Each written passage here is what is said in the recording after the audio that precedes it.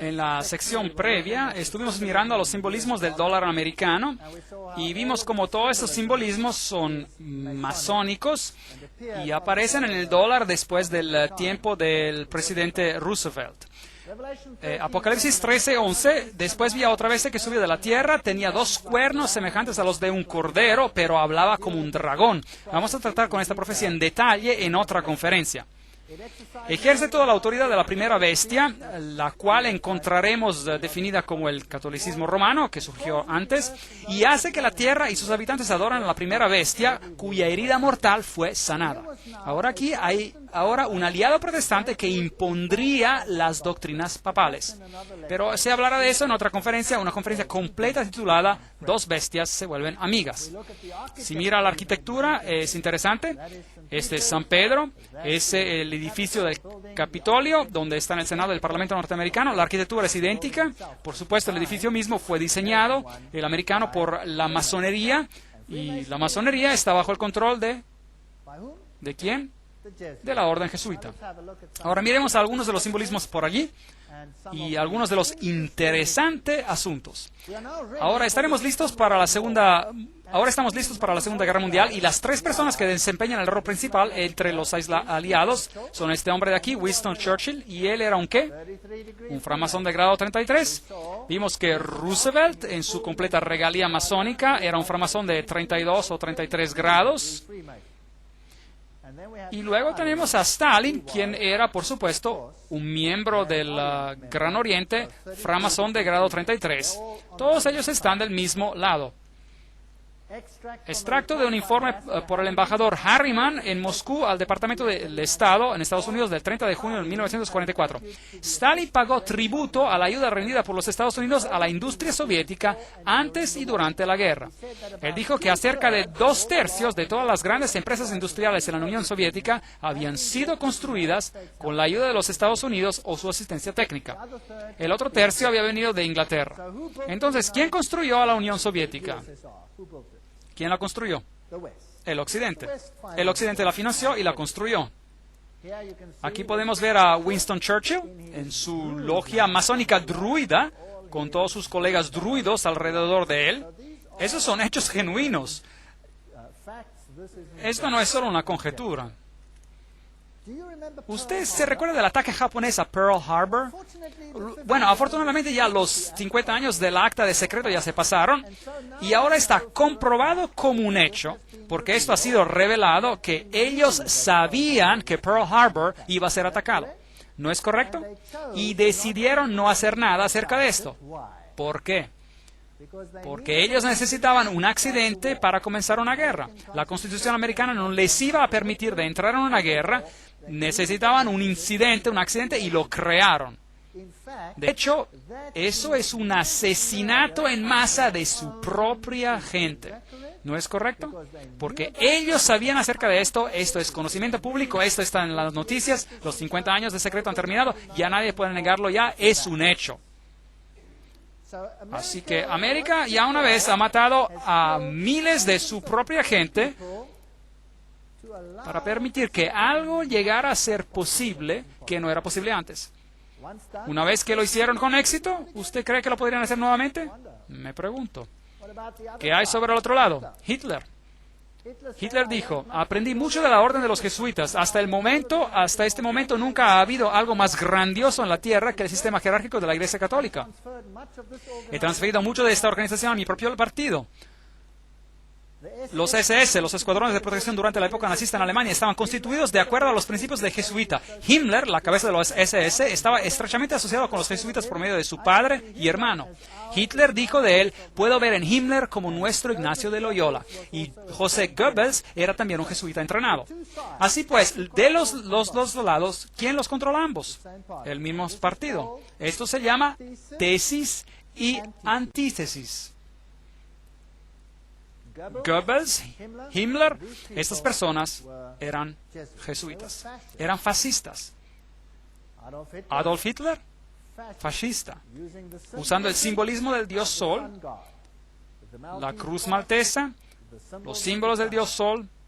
Aquí él está con Hindenburg mismo, por supuesto un masón. Estas cosas fueron completamente planeadas, ganando la juventud a su lado. Una de las personalidades católicas principales para ayudar a Hitler al poder fue Franz von Papen. Y Franz von Papen, por supuesto líder del Partido Católico, ayudó en la subida repentina de Hitler al poder. Entonces la Iglesia Católica ayudó en la subida repentina de Hitler al poder. Y estas fotos son compuestas a propósito, tienen un significado masónico, pero regresaremos a eso más tarde. El Reichsadler, el águila del Reich, escondida como el símbolo masónico. Y la supuesta feliz alianza al principio, que luego se deteriora. Aquí vemos el saludo con las actividades masónicas asociadas con él.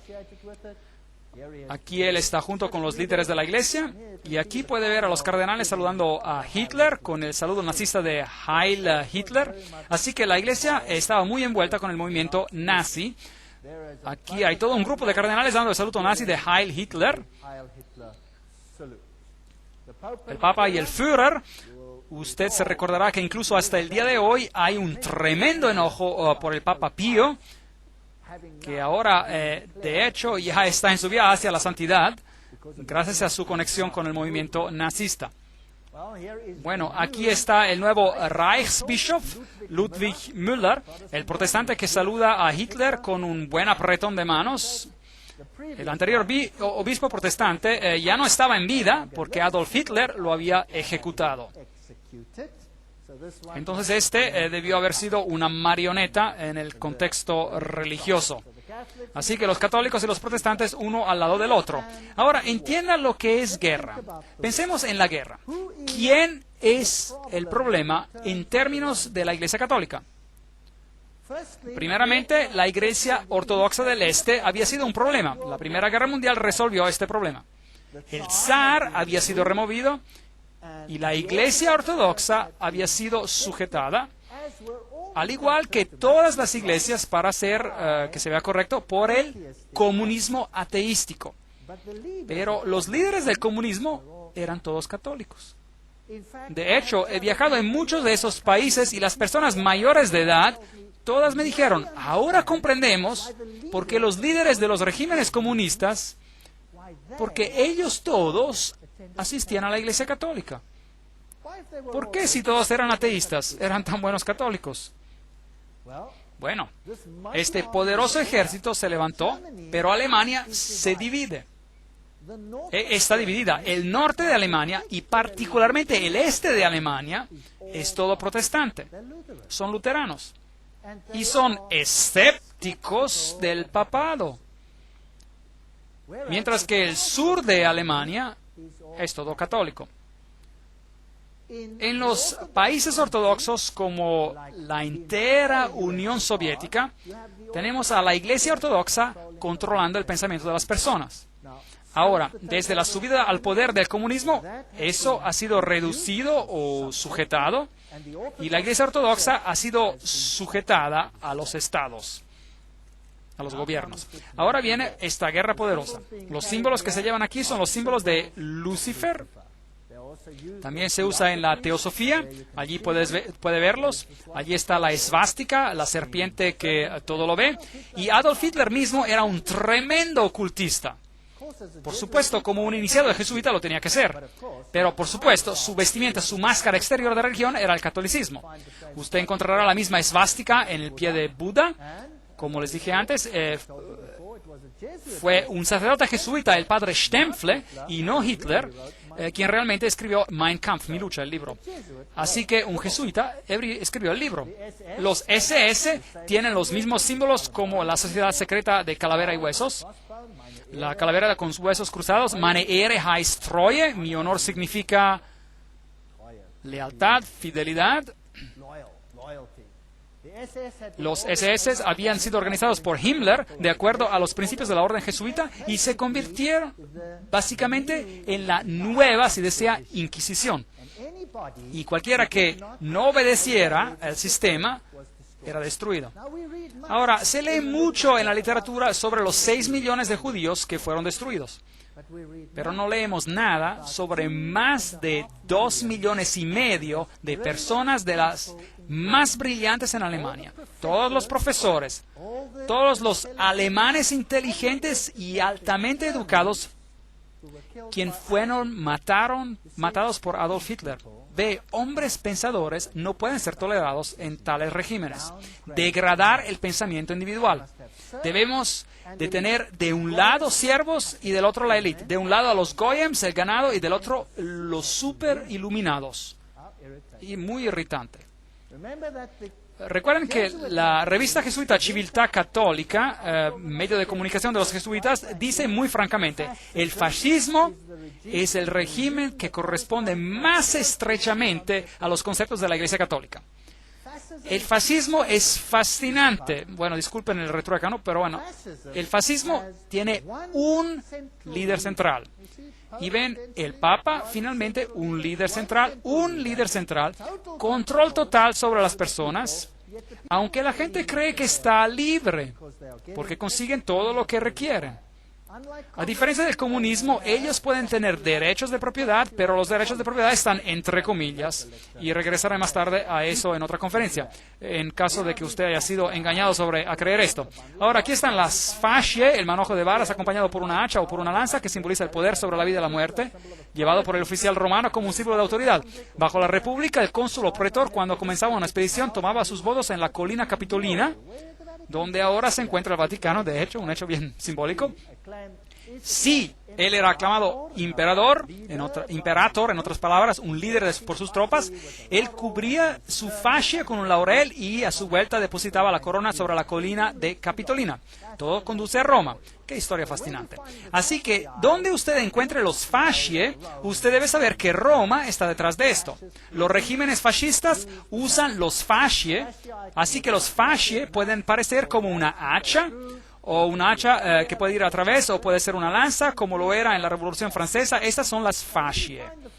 Ahora, ¿dónde encontramos las fascie? Un letrero para la campaña de 1888 para el candidato de la presidencia de Grover Cleveland. Benjamin Harrison lo derrotó, pero más adelante él ganó.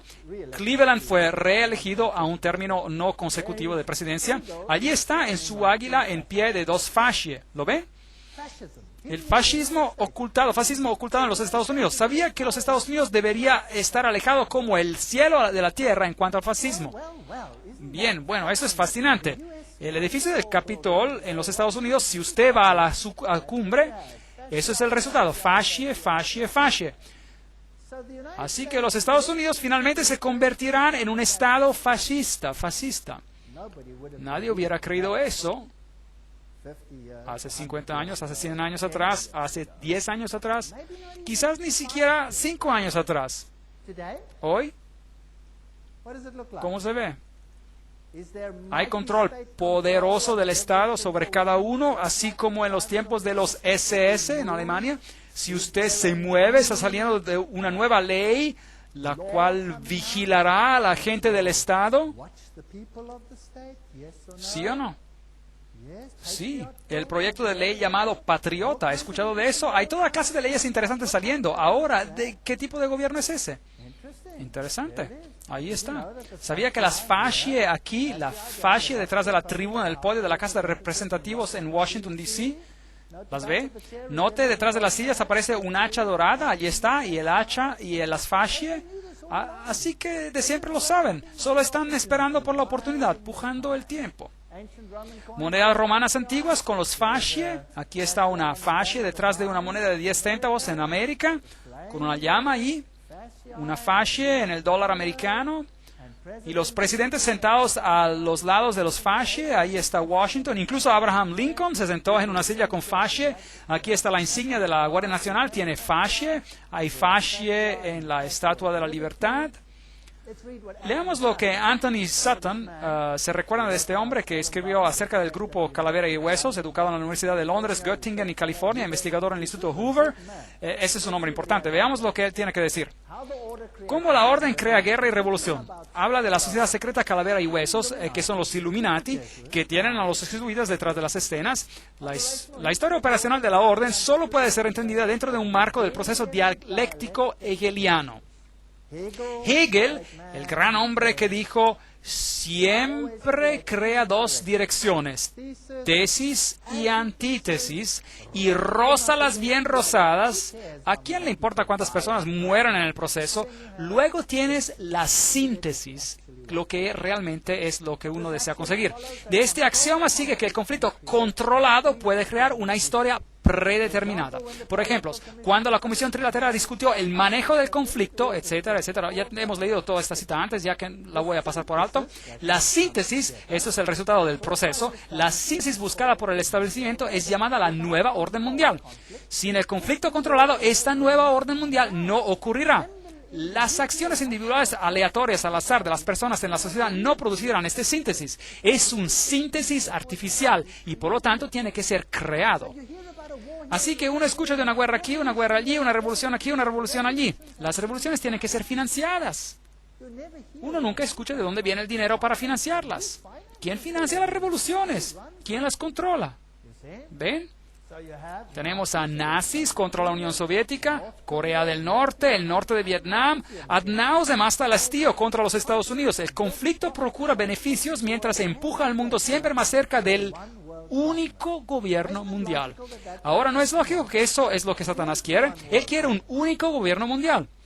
Así que en la filosofía hegeliana, el conflicto entre la derecha política y la izquierda política, o la tesis y el antítesis, en términos hegelianos, es esencial para hacer avanzar el movimiento de la historia y causar el mismo cambio histórico. ¿Han notado que cada país tiene un partido izquierdista y un partido derechista? ¿Han oído acerca de esto? Y su país también lo tiene también. De lo contrario, no habría razón de votar, ¿correcto? Dos de ellos. Ahora, veamos cómo funciona esto. El presidente Woodrow Wilson hizo esta declaración. Ahora, ese es un presidente hablando. Algunos de los hombres más grandes en los Estados Unidos en el campo del comercio y de la industria saben que hay un poder tan organizado, tan sutil, tan completo, tan omnipresente, que es mejor hablar con suavísimo susurro si hablan en condenación de él. Entonces aquí hay un poder que controla todas las cosas. Karl Marx en Das Kapital, el libro, planteó el capitalismo como la tesis y el comunismo como la antítesis. Ahora tenemos los jesuitas clamando por el capitalismo y tendremos a jesuitas clamando por el comunismo. El choque de los opuestos debe, en el sistema hegeliano, traer una sociedad que no sea ni capitalista ni comunista. Esa es la síntesis. Además, en el esquema de eventos hegelianos, esta nueva síntesis reflejará el concepto del Estado como Dios y el individuo totalmente subordinado a un Estado todopoderoso. Si usted no hace lo que el Estado dice, masacre. Es lo que Adolf Hitler practicó. 2,5 millones de alemanes masacrados y fuera.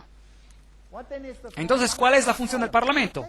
Ahora, tomen nota, yo no estoy diciendo esto, lo estoy leyendo. Me critican por esta declaración, usted no pueden creer cuánto. Por favor, no me critiquen a mí, escriban a estas personas. Solo estoy citándolas. Entonces, ¿cuál es la función del Parlamento? De un Parlamento, un Congreso, para los hegelianos. Estas instituciones simplemente permiten a los individuos que sientan que sus opciones tienen algo de valor y para permitir que un gobierno tome ventaja de cualquier sabiduría que los paletos, la gente común, pueda accidentalmente demostrar. Bien, ahora veamos cómo Hegel mismo describe esto. Este es ahora el gran filósofo Hegel, delante de quien los políticos se inclinan. Él dice, por virtud de esta participación y presunción, con su opinión general, individuos pueden mostrarse palpablemente eficaces y gozar de la satisfacción de sentirse que cuentan por algo. En otras palabras, nosotros somos simplemente unos estúpidos, unos idiotas. Si usted vota, ¿por quién está votando? Les diré por quién está votando. Siempre digo esto. Usted vota o por el diablo en rosa o por el diablo en azul. El voto no hace ninguna diferencia. Es un chiste. La política es un chiste.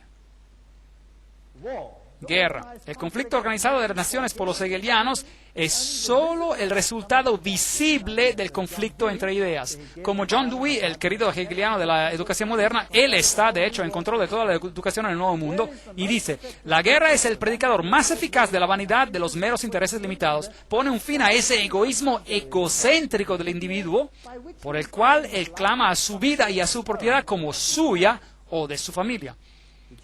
¿Entendieron eso? Ahora, seguramente Roma no piensa así. Les mostraré bulas, publicaciones papales que les pondrán sus cabellos de punta. Nuevas bulas y publicaciones. Comparen ustedes esto a la letra y el espíritu de la Constitución de los Estados Unidos que dice absolutamente lo opuesto. Bien, entonces para esos elitistas el Estado es supremo y un élite autonombrado gobernando el Estado actúan de hecho como si fueran Dios sobre la tierra. El resto somos el ganado, los catecúmenos, el ganado, los goyim. Los libros de texto presentan a la guerra y la revolución más o menos como resultados accidentales del conflicto. Nunca en los libros de texto occidentales encontrará usted la evidencia de que las revoluciones necesitan finanzas y los recursos de las finanzas en muchos casos remontan de nuevo a Wall Street, el mercado financiero en Estados Unidos. Medios operativos para la creación del conflicto, la llave de la historia moderna está en estos hechos, que los elitistas tienen relaciones estrechas de trabajo cercano con ambos, los marxistas y los nazis. Ellos juegan en ambos lados, porque lo que han creado es solo un juego.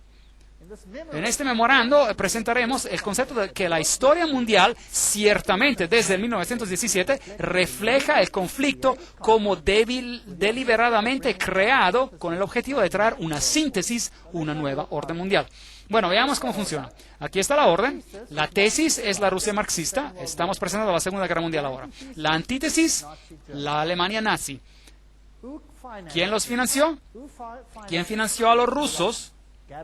La empresa Guarantee Trust. ¿Quién financió a los nazis? La empresa Guarantee Trust. Y luego tenemos a la compañía Harriman, antes llamada Harriman y compañía, etc. Y las mismas personas aquí. Harriman financió a los intereses nazis. Las mismas personas financiaron a los ambos lados.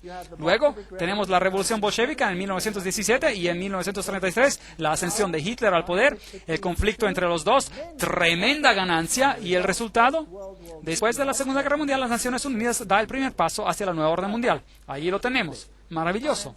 Todo financiado por las mismas fuentes. En 1948 empieza la carrera para crear bombas atómicas. En 1950 María recibe el estado peregrino. La estatua de María se vuela a Moscú por la instrucción del Papa Pío XII. En 1950 Francis Matthew llama para una guerra nuclear con Rusia y comienzan a argumentar entre los dos. Note cuántos fueron matados por Stalin. Entre el 1.766.188 víctimas hasta el comienzo de 1922, números obtenidos de los documentos soviéticos, cerca de 5.000 eran sacerdotes, maestros, monjas, etc., de la Iglesia griega ortodoxa. Tan pronto como la persecución se extendió a los millones de luteranos, reformados, bautistas, metodistas y especialmente a los cristianos menonitas, la circulación de la Biblia no está solo estrechamente prohibida, pero es también castigada severamente. Eso es lo que Stalin hizo. Stalin mató a millones. ¿Escuchamos de 6 millones de judíos? Bueno, piensen en términos de 30, 40, 50 millones de personas cuando usted piensa en Stalin, el más gran asesino en masa que jamás se haya visto. Y Foster Dulles, presidente Kennedy, ¿cuál es la historia allí? Bien, aquí está Kennedy, se casó con esta dama joven, Jacqueline Kennedy, y ellos, los jesuitas, están preparando a Estados Unidos para un tremendo conflicto para el fin, y cada presidente tiene que jugar su rol. Finalmente, este presidente muere, y este otro sube a la presidencia, Lyndon Johnson. Pero ¿sabían algo importante? Un presidente tiene que jurar sobre la Biblia cuando asciende. ¿Sabían que Lyndon Johnson rehusó jurar sobre la Biblia? ¿En qué juró entonces? Lyndon Johnson fue jurado como presidente por la jueza Sarah D. Hughes solo unas horas después del asesinato. La jueza Hughes trajo una pequeña Biblia para el juramento de la ceremonia, pero fue sustituida por un misal católico romano, un libro de misa que fue encontrado en el avión. Entonces él juró sobre un misal católico romano y rehusó jurar en la Biblia. ¿No les dice algo todo esto? ¿No es interesante? Yo lo encuentro muy interesante. Ahora, ¿por qué este presidente Kennedy tuvo que irse? Después de todo, era un católico romano. ¿Es posible que no todos los católicos romanos son tan fácilmente engañados? Aquí está la limusina mientras avanza. Aquí tenemos a la señora Kennedy ayudando al agente de servicios secretos, Clint Hill, a subirse a la parte trasera del coche, donde el presidente fue disparado. Y aquí están las rosas que ella recibió. Muy interesante. Aquí está Dallas, el 22 de noviembre de 1963. John Fitzgerald Kennedy, 35º presidente de los Estados Unidos, visitó a Dallas. Eso es interesante. También el número 11 por ahí. Ese es el edificio, aquí está el edificio de donde aparentemente fue asesinado. Desde esa ventana, así dicen, allí está, un poquito más grande. Y aquí está la placa donde escribieron lo que pasó. El 22 de noviembre el edificio adquirió su notoriedad a nivel nacional y alguien supuestamente subrayó esto, cuando Lee Harvey Oswald disparó y mató al presidente John F. Kennedy. La mayoría de las personas no creen que Lee Harvey Oswald disparó al presidente. El coche del presidente bajaba por esta calle, ese árbol todavía no estaba allí, y fue aparentemente disparado desde esa ventana ahí arriba y pasó aproximadamente donde estoy parado relativo a esta fotografía. Ahora note que mientras estaba bajando, él estaba viajando en este lado de la calle. Imagínense un montón de personas paradas en ambos lados y aquí hay una pequeña subida. Y cuando se acerca más allá a la subida, si sube más, hay una cerca de estacas. Y si usted mira desde la cerca de estacas, podía ver hacia abajo en la calle.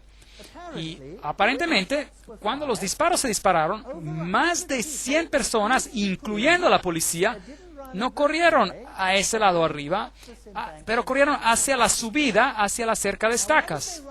Ahora, ¿por qué corrieron delante del presidente y no hacia atrás del presidente? Aparentemente dicen que Lee Harvey Oswald fue el único que lo disparó y lo disparó por detrás. Y el disparo lo golpeó acá. Un disparo muy, muy increíble. De hecho, se ocurrió así. Solo que tiene un pequeño problema. La cabeza del presidente no fue hacia adelante, sino fue hacia atrás. Y el disparo le llegó aquí en la garganta. Y había una pequeña herida adentrada por delante y una gran herida atrás. Entonces, ¿de dónde los disparos? ¿De dónde llegaron? ¿De frente o atrás? Él fue disparado desde el frente. No solo eso, hubieron disparos desde otros lugares, a los lados, y había una intercalación que todos llegaron al presidente. Hay hasta evidencia de que el chofer mismo, quien ocurrió ser zurdo, se dio la vuelta y disparó al presidente mismo con una pistola también. El presidente recibió disparos múltiples. De los testigos que corrieron hacia la valla de estacas, más de 100 de ellos, casi todos ellos, excepto por una o dos damas, de las cuales se le hizo burla, fueron asesinados también. ¿No es extraño? ¿No cree usted que sería extraño que todos los testigos murieron de manera extraña? Bueno, este es uno de los más grandes encubrimientos que probablemente jamás ocurrió. Aquí está la valla de estacas y cuando usted mira ahí, es así como estaba. allí detrás de la cerca, dispararía y sería la vista desde la cerca. Ahora estoy pretendiendo de estar ahí, yo tomé la foto yo mismo. La cruz estaría ahí, así que él dispararía al presidente a esta corta distancia y le dispararía de la parte lateral y enfrente. Ahora, es interesante que la cabeza del presidente se sacudió hacia atrás y a su izquierda, así. Eso significa que él debió ser disparado del lado frontal, ¿correcto? ¿No es eso lógico? Ahora, ¿estoy diciendo esto o es un conocimiento público? Eso es conocimiento público. Y aún así es denegado por el gobierno, porque tienen un culpable, Lee Harvey Oswald. Allí está el lugar donde Kennedy murió, directamente desde la valla de estacas. Ahora, veamos cómo JF Kennedy murió y veamos la producción de la televisión sobre este asunto y luego usted hará su propia decisión. El título del video: Dallas, Texas, 22 de noviembre de 1963. Presidente John F. Kennedy asesinado 37 años después. El pueblo americano aún no sabe la verdad. Engaño, engaño, engaño. Regresemos a ese día en Dallas. La fecha era un 22 de noviembre. La hora, poco antes de mediodía. Primero había una gran muchedumbre, pero mientras la caravana de automóviles se acercaba a la Plaza Elite, es aquí donde la caravana de automóviles violó las propias reglas de los servicios secretos. Mientras el auto daba una curva, bajó su velocidad de 40 millas por hora a 7 millas. Fue precisamente allí que los golpes se dispararon. Por 6 segundos, los ocupantes en el carro de Kennedy fueron golpeados por las balas. Kennedy se agarró de su garganta. La cabeza de Kennedy explotó, empujada por una gran fuerza hacia atrás y hacia la izquierda. Entonces, y solo entonces, el auto del presidente aceleró rápidamente y siguió. Lyndon Johnson, el nuevo presidente, ordenó a una comisión federal de investigar el crimen. La comisión Warren nos ha dado la versión oficial. Lee Harvey Oswald había actuado solo. Pero si todos los 3 disparos habían venido de atrás, entonces ¿por qué la cabeza del presidente voló hacia atrás? ¿Por qué tantas personas, incluyendo a policías, no corrieron hacia el almacén de libros donde estaba Oswald, pero hacia la cerca? Si la comisión de Warren estaba en lo correcto, ¿por qué tantos testigos alegaron ver algo completamente diferente del informe oficial? Hasta unas 177 personas murieron simplemente por saber demasiado. El momento en que Kennedy fue matado, un encubrimiento masivo entró en operación. Testigos fueron amenazados y muchos de ellos asesinados. Gene Hill entrevistaba inmediatamente después. Un disparo salió y él se agarró del pecho, hubo un intervalo y 3 o 4 disparos más se escucharon. La limusina ya había acelerado. Con nosotros ahora está Gene Hill, quien estuvo más cerca del auto del presidente que cualquier otro durante los disparos. Señorita Hill es una profesora de primaria en Dallas y ha estado en constante temor de su vida por los últimos 29 años. Comprendo que 2 hombres, alegando de ser agentes de los servicios secretos, la interrogaron después del asesinato. ¿Qué le preguntaron? Me preguntaron lo que había visto. Les dije que había visto la cabeza del presidente, que había un francotirador desde el montículo, la subida, y que escuché de 4 a 6 disparos. Pero ellos me dijeron que solo escuché 3 disparos. ¿La entrevistó alguna vez la comisión de Warren? Oh, sí, fui entrevistada por nuestro inspector, quien, bueno, trató mucho de desacreditar todo lo que dije. Él me acusó de muchas cosas, desde una aventura amorosa mezquina, de buscar fama o simplemente de estar mintiendo. Habla el inspector del asesinato. Hemos encontrado los hechos reales y ciertamente nadie en los pasados 25 años ha comprobado que nuestras conclusiones básicas son incorrectas. Fue el inspector quien vino con lo que llaman la teoría de la bala mágica, que hace ver cómo una bala se fue a través de ambos Kennedy y el gobernador de Texas, John Connally. La bala fue más tarde descubierta virtualmente intacta en la camilla del hospital de Connally. La verdad, si hubiese sido conocida, si hubiese salido, hubiera revelado de que sí había una conspiración. Una conspiración para matar al presidente necesitaba una persona a quien echarle la culpa, alguien quien tomaría la culpa. Hubo muchas cosas que supuestamente usted no debería haber visto, como la prueba de parafina dada a Oswald, que probó con seguridad que Oswald no había disparado con un arma en aquel día. o la cámara espía encontrada en las posesiones de Oswald, emitida a él por el gobierno de Estados Unidos, o la carta de Oswald a nuestro señor Hunt, pidiéndole cuál era su siguiente tarea. El único señor Hunt del que sabemos, en este caso, es el señor Howard Hunt de los servicios secretos americanos, quien compartía la misma oficina con Oswald en Nueva Orleans, la oficina que pertenecía a Guy Bannister, el jefe de la Policía Federal Americana. No solo estaba de dirección a los supuestos folletos pro Castro de Oswald, pero la cuenta de Oswald usaba para imprimir los folletos pertenecía a los servicios secretos americanos. Howard Hunt con los servicios secretos americanos, Guy Bannister con la Policía Federal Americana y Lee Harvey Oswald, todos en la misma oficina. Aquí está una teoría de cómo el presidente Kennedy fue asesinado. La caravana de automóviles de Kennedy fue preparada para dos curvas, llevándolo directamente a una triangulación. El primer disparo vino desde la valla de las Estacas. Llegó a la garganta de Kennedy. El segundo disparo vino desde el edificio Daltex, al lado del edificio del almacén de libros. Este entró en la espalda de Kennedy. El tercer disparo vino desde la esquina sureste del edificio del almacén de libros y vino desde el séptimo piso. Llegó al gobernador Connolly. El cuarto disparo vino desde el edificio Daltex, falló un poco, golpeó a la acera hiriendo a una persona que estaba allí. El quinto y el sexto disparos fueron disparados casi simultáneamente desde el almacén y desde la valla de estacas. Ambos llegaron a la cabeza de Kennedy, uno desde arriba, moviéndolo hacia adelante, y luego, uno instante después, uno desde el frente, arrojándolo hacia atrás. Otra teoría incluye al chofer, el agente secreto William Greer, como uno de los francotiradores. Miren al chofer cuidadosamente. Aquí usted ve al pasajero en el frente dándose la vuelta y mirando al presidente en vez de saltar atrás para asistirlo, y él se gira hacia adelante. El chofer ahora está dándose la vuelta. El arma viene a la vista y dispara. Usted verá esto repetidamente en esas secuencias. Kennedy había sido disparado en la garganta y él está inclinándose hacia su izquierda. El chofer ahora empieza a darse la vuelta. Su brazo izquierdo está sobre su hombro derecho y ahora dispara. Nuevamente usted ve al chofer darse la vuelta y ve que el arma se expone a la vista. Él está dándose la vuelta nuevamente, el arma se expone a la vista y él dispara. Usted puede ver claramente su cabeza darse la vuelta y luego su brazo y el arma extendiéndose a la vista sobre su hombro derecho.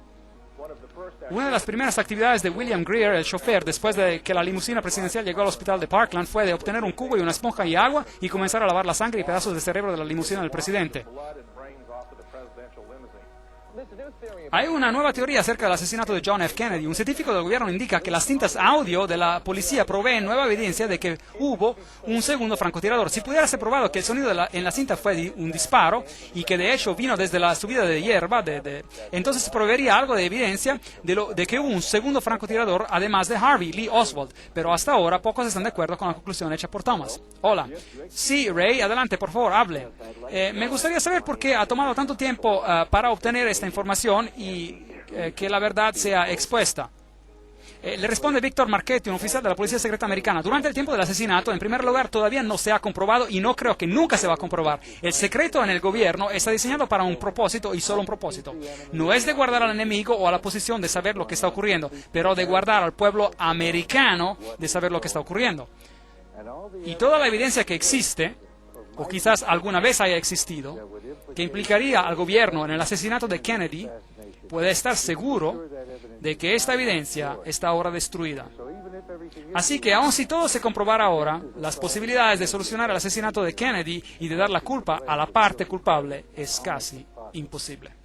¿Por qué alguien mataría a un presidente tan popular de los Estados Unidos? Kennedy estaba cambiando el status quo. Él decidió que ya no podía confiar en los servicios secretos americanos. Él estaba transfiriendo las operaciones secretas directamente al jefe del Estado Mayor Conjunto. Poco después despidió a Alan Dulles, quien había sido el director del Centro de Inteligencia desde 1953. Kennedy continuó haciéndose enemigos mientras se retiró de la confrontación mundial. Él ordenó a las tropas americanas de que se salieran de Vietnam. Bueno, ustedes vieron al chofer dar la vuelta. Si usted pudo verlo, era difícil verlo. Usted puede ver su cabeza volcar atrás de Kennedy. Y usted puede ver todas esas cosas. El libro Vatican Assassin, él dice, pero después del fracaso de la invasión de la bahía de Cochinos o la playa de Girón en Cuba, el presidente Kennedy cambió debido a que el Concilio de Relaciones Exteriores jesuita lo había traicionado en la persona de McGeorge Bundy. Él trató de romper los servicios secretos americanos en 1000 pedazos. Ahora, los servicios secretos americanos americanos serían como las SS de Alemania, nazi. ¿Por qué romper eso? Luego él llamó por el regreso de la moneda americana al estándar de oro. Ese era un problema mayor. Eso pararía la Reserva Federal. Y otra cosa que él dijo, voy a separar a la Iglesia y el Estado. Creo que ese fue un gran error que él hizo en los ojos de los jesuitas. Recuerden de que Loyola dijo, finalmente dejen a todos con tal astucia ganar la influencia sobre príncipes, nobles y magistrados de cada lugar que puedan estar listos a nuestra señal, aún para sacrificar a sus relaciones más cercanas y amigos más íntimos, cuando decimos que es para nuestro propio interés y ventaja. Eso es fascinante. Sabemos, por supuesto, que Jacqueline Kennedy fue criada en un convento jesuita. Bueno, dejemos ahí este asunto. Uno de los escritores principales de la oratoria de Nixon durante 3 años fue el padre jesuita, el reverendo John McLaughlin, quien escribió las oratorias de Nixon como un salario de $32,000 en el año, lo cual era mucho dinero en ese entonces. Y el siguiente presidente, Gerald Ford, ahí está su propia firma, un framasón de grado 33. Yo mismo tomé esta foto en la logia masónica. Ahí él lo firma, framasón de grado 33. Estas personas no son lo que dicen ser, y cuando lo miramos y cuando vemos estas apretadas de manos que tienen y la santa alianza entre el papado y los Estados Unidos de América, esto es a propósito de una foto de la señal. Reagan designó a este hombre para ser representante del Vaticano. Así que en 1987 Juan Pablo II visita a los Estados Unidos, el presidente Reagan lo saluda y dice, mientras tú nos exhortes, nosotros escucharemos. Esta no es una separación de la Iglesia y del Estado, porque con todos nuestros corazones añoramos hacer este buen país aún mejor. El Papa es citado como diciendo, vengo como un amigo de América y de todos los americanos, católicos, ortodoxos, protestantes, judíos, personas de todas las religiones y todos los seres humanos de buena voluntad. Interesante. Aquí está junto a lo que es a propósito también un cuadro masónico, pero no entraremos en detalles. Esta también es una señal masónica, pero no iremos en esos detalles. ¿Cómo planean sus viajes? Preguntémosles. Aquí está Ronald Reagan planeando su viaje a este presidente de Rusia.